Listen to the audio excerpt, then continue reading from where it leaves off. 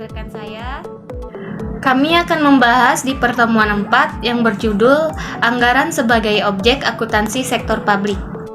Hubungan keuangan negara dan daerah dengan akuntansi sektor publik menurut Sugijanto SKK 1995. Keuangan negara adalah semua hak dan kewajiban yang dapat dinilai dengan uang. Hak untuk melakukan pencetakan uang, penarikan pajak dan retribusi, serta pengadaan pinjaman merupakan salah satu kewenangan atau cara yang dilakukan oleh pemerintah dalam rangka mengisi kas negara. Klasifikasi keuangan ada dua, ada yang diurus oleh negara dan ada yang terpisah. Sistem akuntansi keuangan sebagai bagian dari penganggaran sektor publik.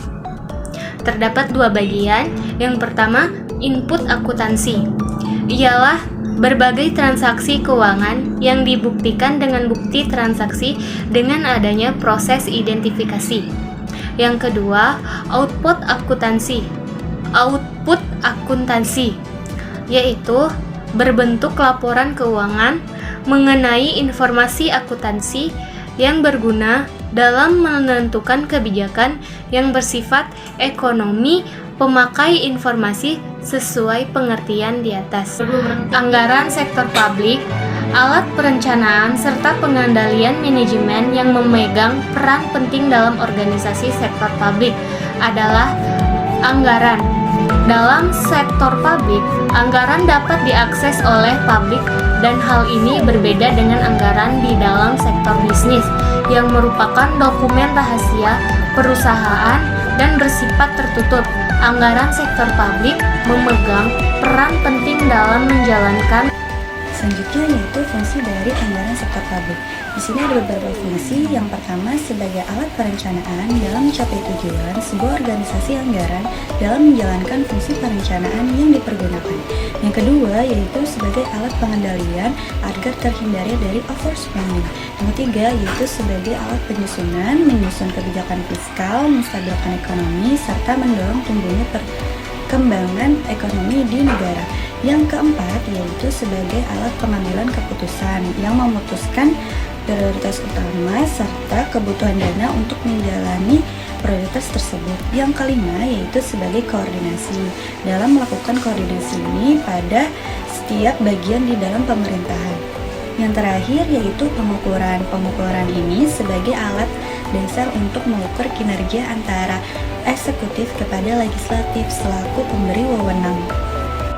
Nah, di sini juga jenis-jenis anggaran itu dibagi dari beberapa dasar, yaitu misalnya berdasarkan dari jenis aktivitas, dari jenis status hukum, dan dari jenis berdasarkan penyusunan. Di sini ada beberapa bagian dari berdasarkan jenis aktivitasnya. Dibagi menjadi dua, yaitu sebagai anggaran operasional dan anggaran modal. Yang kedua yaitu berdasarkan status hukum. Berdasarkan status hukum ini juga dibagi menjadi dua, yaitu sebagai anggaran tentatif dan anggaran enektif. Selanjutnya saya akan membahas tentang pertemuan kelima, yaitu mengenai negara dan pemerintahan sebagai sasaran akuntansi sektor publik. Di sini definisi dari negara dan pemerintahan yaitu negara sebagai suatu organisasi dalam suatu wilayah yang memiliki kekuasaan tertinggi dan sah dan tentunya ditaati oleh rakyat atau kelompok sosial. Dan organisasi ini di bawah naungan lembaga politik pemerintahan yang efektif. Di sini pemerintahan suatu negara di Indonesia didirikan untuk memperoleh dari tujuan nasional yang tercantum pada alinea keempat pembukaan Undang-Undang Dasar tahun 1945 serta menyelenggarakan beragam tanggung jawab pemerintahan di beragam aspek. Selanjutnya ruang lingkup keuntungan negara.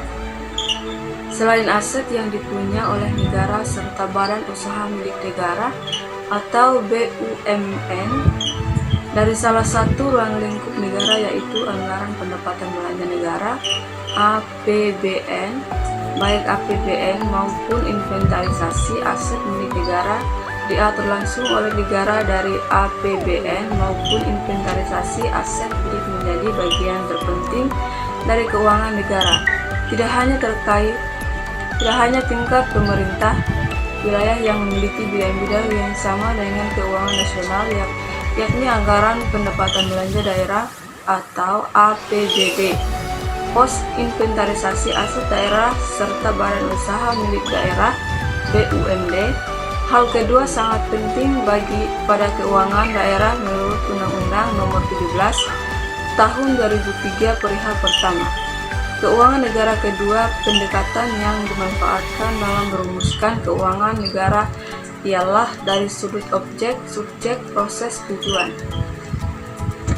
Selanjutnya, asas-asas umum dalam pengelolaan keuangan negara. Keuangan negara yang berasal dari rakyat digunakan untuk kepentingan rakyat. Perlu adanya regulasi pengelolaan keuangan negara agar terjaminnya keteraturan yang sesuai dalam Undang-Undang Dasar 1945. Asas umum pengelolaan keuangan negara yaitu A. Asas tahunan mengatur pembatasan masa berlaku atau periode penganggaran atau mulai 1 Januari hingga 31 Desember. B. Asas universitas menampilkan secara utuh setiap transaksi yang terjadi dalam dokumen negara. C. Asas spesialitas menyediakan kredit anggaran ditampilkan secara rinci beserta peruntukannya. D. Asas kesatuan, seluruh pendapatan belanja negara dituangkan ke dalam satu dokumen anggaran. E. Asas akuntabilitas, pertanggungjawaban kepada rakyat atas seluruh kegiatan yang melibatkan pengelolaan keuangan negara. F. Asas profesionalitas, keahlian yang dilandaskan oleh kode etik dalam pengelolaan keuangan negara. G. Asas profesionalitas, keseimbangan hak dan kewajiban menyelenggarakan negara. H. Asas keterbukaan, negara harus memenuhi hak rakyat dalam memperoleh informasi yang benar dan jujur dalam pengelolaan keuangan negara. Selanjutnya, negara dan pemerintah sebagai sasaran akuntansi sektor publik. Definisi negara dan pemerintah. Negara yaitu organisasi dalam suatu wilayah yang mempunyai kekuatan tertinggi yang sah dan ditaati oleh rakyat atau kelompok sosial yang menduduki wilayah atau daerah tertentu yang diorganisasi di bawah lembaga politik pemerintah yang efektif, mempunyai kesatuan politik, berdaulat sehingga berhak menentukan tujuan nasionalnya. Pemerintahan, sistem menjalankan wewenang dan kekuasaan mengatur kehidupan sosial, ekonomi, dan politik suatu negara atau bagian-bagiannya, atau sekelompok orang yang secara bersama-sama memikul tanggung jawab terbatas untuk menggunakan kekuasaan. Pemerintahan suatu negara di Indonesia didirikan untuk memperoleh dari tujuan nasional yang tercantum dalam alinea keempat pada pembukaan Undang-Undang Dasar tahun 1945 serta untuk menyelenggarakan beragam tanggung jawab pemerintah di beragam aspek. Selanjutnya, ruang lingkup keuntungan negara.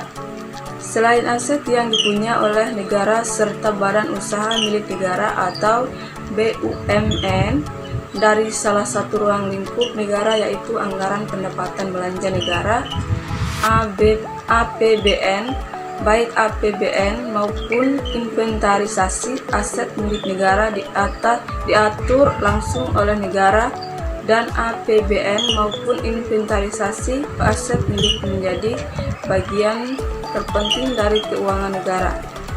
Tidak punya tingkat pemerintah.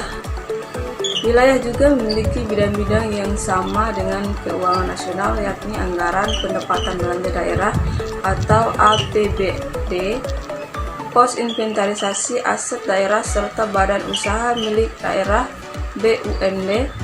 Hal kedua sangat penting pada keuangan dari. Baik, nama saya Rika Melia dengan NIM 201011250101. Baik, di sini saya akan menjelaskan anggaran dan pendapatan belanja negara. Anggaran pendapatan dan belanja negara merupakan alat akuntabilitas Stability Management serta kebijakan ekonomi selaku alat kebijakan ekonomi. Anggaran mempunyai fungsi guna mencapai pertumbuhan serta stabilitas ekonomi, fungsi pemerataan pendapatan untuk mewujudkan suatu tujuan nasional. Anggaran nasional merupakan rencana belanja atau pengeluaran, pendapatan atau pembiayaan belanja suatu negara dalam jangka waktu tertentu. Anggaran negara memiliki beberapa fungsi, yaitu yang pertama, menjadi pedoman kepada pemerintah untuk mengatur negara di masa depan. Yang kedua, menjadi instrumen pengontrol pada masyarakat terhadap ketelitian yang sudah dipilih oleh pemerintah, sebab sebelum anggaran negara dilaksanakan, perlu memiliki kesepakatan dari Dewan Perwakilan Rakyat sebelum memulainya. Perkembangan perancangan penganggaran Indonesia. Perencanaan merupakan salah satu tahapan penting dalam pembangunan daerah. Perencanaan yang baik dapat menjadi awal mula dari kegiatan pembangunan daerah yang berkelanjutan. Pada pemerintahan periode reformasi telah melaksanakan perbaikan secara global terhadap sistem keuangan negara, yaitu yang pertama ada koreksi pertama, menyatukan anggaran negara yang tadinya dibagi dalam dua kelompok, yaitu anggaran rutin dan anggaran pembangunan yang dikendalikan oleh dua lembaga negara yang berbeda, yaitu Departemen Keuangan mengendalikan belanja rutin serta Bappenas mengendalikan belanja pembangunan. Koreksi kedua, meniadakan anggaran non-budgeters. Koreksi ketiga, diterbitkannya paket ketiga undang-undang di bidang keuangan negara antara tahun 2003 sampai 2004. Koreksi keempat, diberlakukannya PP nomor 24 tahun 2005 tentang standar akuntansi pemerintahan atau SAP yang berdampak pada perubahan kebijakan akuntansi, yaitu dari yang berbasis cash menjadi cash basis, toward accrual dan double entry.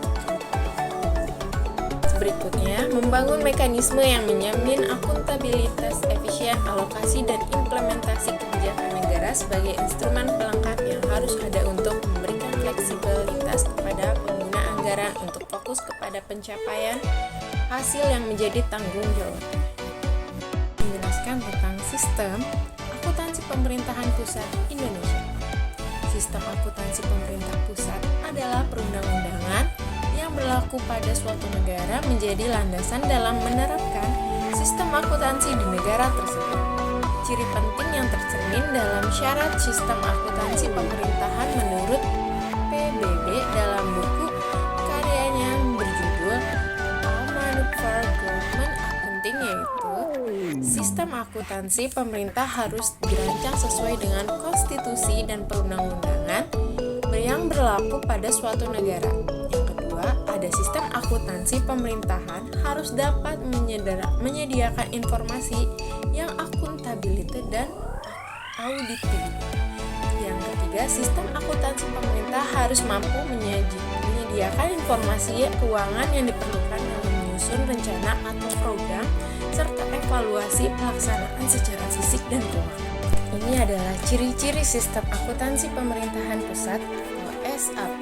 Yang pertama, adanya sistem yang terpadu. Yang kedua, jenis akuntansi anggaran. Yang ketiga, pencatatan pendapatan dan biaya berbasis kas. Yang keempat, menggunakan standar dan prinsip akuntansi. Yang kelima, adanya desentralisasi dalam penerapan akuntansinya.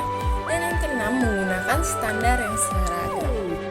Baik, sekian dan terima kasih telah menyaksikan video presentasi dari kelompok kami. Semoga ilmu yang kami sampaikan dapat bermanfaat bagi semuanya. Terima kasih. Wassalamualaikum warahmatullahi wabarakatuh.